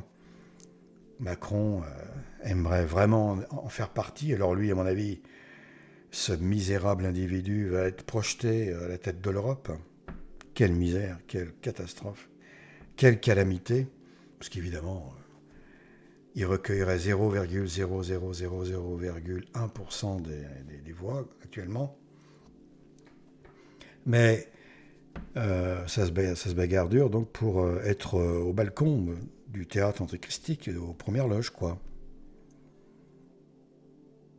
Et tous ces gens-là sont en train de détruire tout ce qui reste de sainteté. Leur objectif, c'est justement de massacrer les saints. Leurs pires ennemis, finalement. Ceux qui les mettent à jour. Un saint, c'est un spot qui allume le psychopathe. Il a horreur de ça, le sociopathe. Ce qu'il déteste le plus, c'est être découvert. Hein. C'est pour ça qu'ils aiment tant les masques, hein, ces mecs-là, parce qu'ils avancent masqués depuis toujours pour les naturels. Hein. Les psychopathes de nature. Ils ont horreur d'être démasqués. Pour eux, c'est une honte suprême, c'est l'humiliation totale. Hein. Et justement, tout ce qui est, même sans aller jusqu'à la grande sainteté, mais tout ce qui relève de la vertu, etc., les met en lumière leurs ténèbres.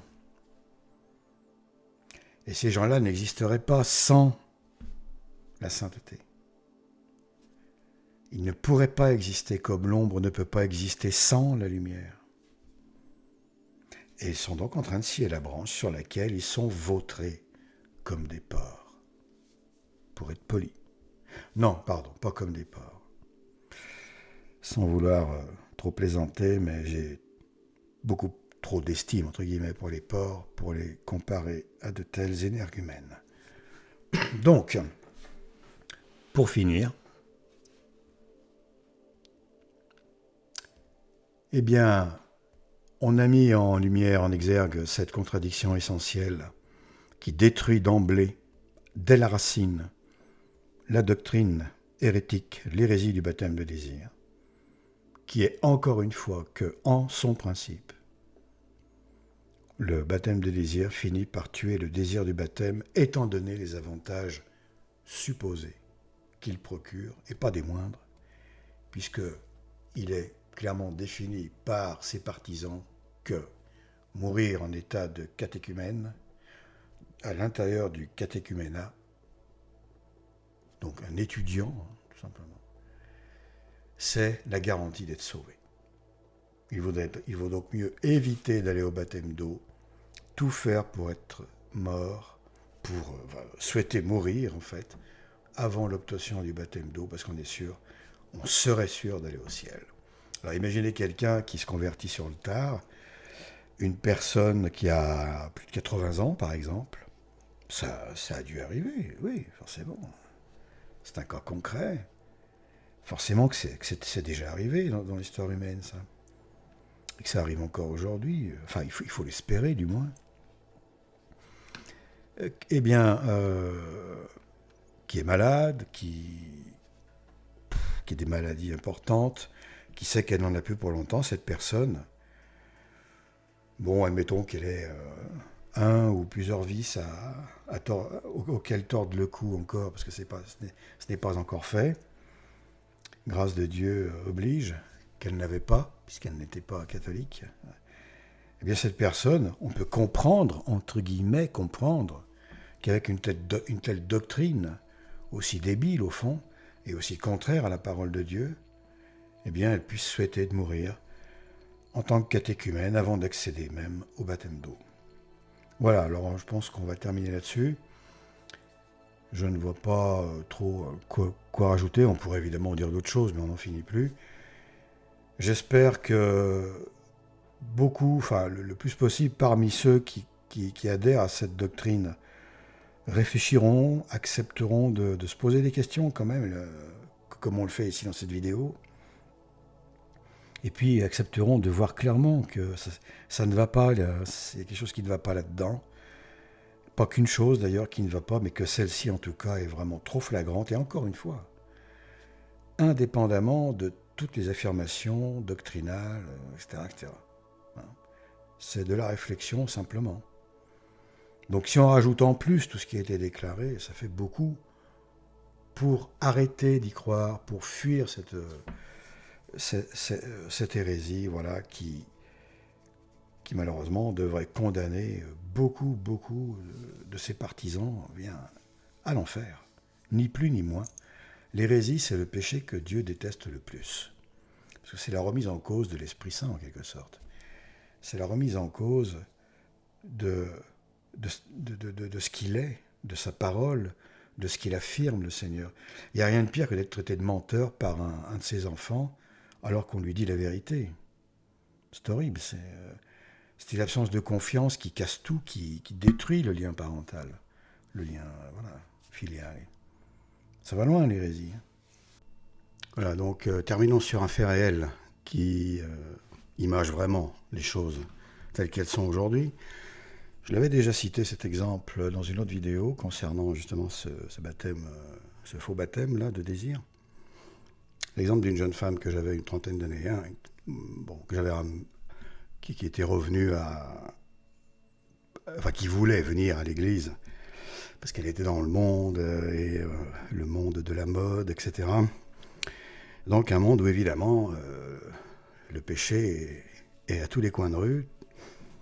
Et donc le vice, etc., les tentations. Alors elle voulait arrêter cette vie-là, qui en plus s'effectue dans un milieu malsain, d'après son témoignage, bien entendu, ce qui n'étonnera personne. Malsain, mais au sens même occulte du terme. Enfin bref, peu importe. Et donc, je l'avais confié à l'époque, ne sachant pas où aller, parce qu'elle habitait dans un endroit où il n'y avait absolument rien de personne, aucun prêtre de disponible, aucun prêtre traditionnaliste seul, on va dire, autonome. Et donc je l'avais mise dans les mains pour le catéchisme de la fraternité, Saint-Pédis. Alors, dans leur catéchisme, aujourd'hui, il y a un peu à boire et à manger, hein. Alors, ça encore, ça pouvait aller, parce que je pouvais le récupérer, on pouvait récupérer les choses. Mais ça traînait. Elle était donc catéchumène. Hein. Et ça faisait 1 an et demi qu'elle était catéchumène, et toujours rien, toujours pas de promesse d'être baptisée tel jour, toujours pas de date de fixer, rien. Pourtant, elle était OK sur le plan, on va dire, dogmatique. Elle savait ce qu'il fallait pour être baptisée, disons.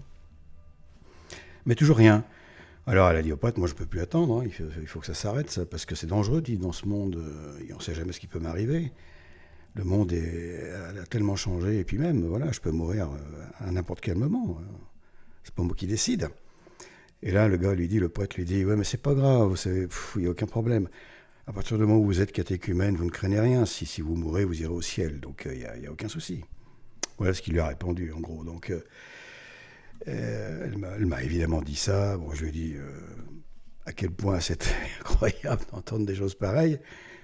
Et pourtant, ça se fait que, je pense, de façon commune. Aujourd'hui, c'est commun, voilà. Monseigneur Lefebvre le faisait en Afrique, ça écrit dans son livre. Hein. Il suffit de regarder, ça écrit, page je sais plus quoi. qu'il disait aux Noirs, qu'il disait « Baptisez-nous avant de partir, baptisez-nous, parce que si on meurt avant que vous reveniez, on est en enfer. » Mais non, vous craignez rien. Votre désir du baptême vous sauve si vous mourrez, etc. C'est redoutable comme truc. Vous vous rendez compte? Être sûr de son coup à ce point? Il faut vraiment être... avoir un problème, là, quand même. Hein. C'est du fanatisme. On n'est plus dans le dogme, on est dans un aveuglement. Être capable de dire à quelqu'un « Je suis certain que si tu meurs en tant que catéchumène, tu vas au ciel », mais il faut se prendre pour Dieu, quoi. Littéralement, il faut se prendre pour Dieu. Hein? C'est extraordinaire. Confesser, pas confesser, on s'en fiche. Ton désir pardonne tout. C'est inclus dans le truc, ça, voilà. Alors du coup, nous ne pouvons plus attendre. Et étant donné que la fraternité, enfin le prêtre l'a repoussé au calendrier grec, le baptême, eh bien, elle est allée chez je crois qu'elle a même terminé chez un moderniste sans même le savoir. Enfin bref, on s'est perdu de vue. Mais c'est une catastrophe. Du coup, je ne sais même pas si son baptême est valide. J'ai vu quelques photos, ça a l'air extrêmement limite sur le plan de l'eau. Enfin bon, je ne sais pas. C'est vraiment dramatique d'en être là. Et cela confirme que le but de l'histoire, c'est de ne plus baptiser d'eau. C'est d'éviter le baptême, c'est d'annuler le baptême d'eau, tout simplement. Hein. De ne plus le faire. Alors, soit par conviction aveugle, encore une fois, soit par vice diabolique, ce qui arrive beaucoup plus qu'on ne le croit dans ce monde, hein. Soit, je sais pas, bon voilà. Enfin, bon, le fait est que moi, je ne peux pas mieux dire que si vous voulez vous faire baptiser d'eau, si vous êtes encore, malheureusement, si vous êtes en dehors de l'Église catholique, il est plus que temps, vu l'époque, d'y aller, de l'intégrer, c'est le moins qu'on puisse dire. Il n'y a pas besoin d'être théologien pour être baptisé, absolument pas. Si vous êtes en état de danger mortel, hein, et que vous voulez vraiment, vraiment entrer dans l'Église et que ce n'est pas encore fait, que vous savez ce que vous faites, que vous savez que c'est le corps du Christ, etc., ce qu'a fait le Christ, en gros, hein, évidemment, son sacrifice pour ouvrir les portes du paradis, le pardon, etc. Bon, si vous savez l'essentiel, si vous croyez vraiment à l'essentiel, et que vous êtes en état de mort, soit subite, soit danger mortel, la guerre, je ne sais pas, n'importe quoi, n'importe qui sait ce qu'il fait, peut vous baptiser avec de l'eau naturelle. Trouvez dans la nature une flaque d'eau, un lac, un étang, n'importe, peu importe, un ruisseau, peu importe. Voilà. Mais il faut être en état, évidemment, proche de la mort, là, hein, en état de danger mortel. On ne fait pas un baptême comme celui-là, alors qu'on a le temps d'aller au catéchisme, on a le temps de... Là, non, évidemment que non. Aussi, ne vous faites pas avoir, ne vous faites pas... manipuler par des prêtres qui repoussent sans arrêt, en vous disant que vous n'êtes pas prêt, que si, que ça, que... Bon, non. À partir du moment où vous savez l'essentiel, où vous croyez à l'essentiel du dogme catholique, hors de l'Église, pas de salut, etc., et ça on ne vous l'enseignera pas à la fraternité Saint-Pédis, hein. Attention, hein. Donc, aujourd'hui, c'est d'une complexité, tout cela, extraordinaire, du fait que tout le monde fait sa sauce. Voilà. Tout le monde a fait sa petite sauce, tous les prêtres, les organisations, les fraternités, les bidules. Et du coup, on n'a absolument pas la même doctrine. Que l'on aille au sud, à l'est, à l'ouest, on entend une doctrine différente. Donc, il est où le catholicisme? Eh bien, il faut vous référer à l'ancien, à ce qui a été enseigné avant, il y a 500 ans, 1000 ans, etc. C'est tout. Bon, il y a un site remarquable pour ça, on peut dire ce qu'on veut, c'est comme ça. Je ne suis pas toujours d'accord avec leurs positions, avec leurs avis sur des choses voilà, du courantes ou même religieuses éventuellement. Mais sur le plan de la doctrine, il n'y a rien à dire. Et puis voilà, c'est vaticancatholique.com, où là, ça peut vraiment vous aider. C'est le seul site où il y a encore ces références à la doctrine telle qu'elle a été enseignée depuis toujours dans l'Église, on va dire, depuis 1900 ans, 2000 ans. Voilà. Donc, n'attendez pas, parce que vous ne serez jamais baptisé si on vous fait tourner en bourrique comme ça. Et ce sera évidemment pour vous dramatique. Pour ceux qui, en m'écoutant, souhaitent évidemment se faire baptiser, s'il y en a, ce que je souhaite, ce que j'espère. Il n'y en a peut-être pas, ben, tant pis. Voilà, en tout cas, merci de m'avoir écouté jusqu'ici, et puis je vous dis à bientôt pour une autre vidéo. Au revoir, à bientôt.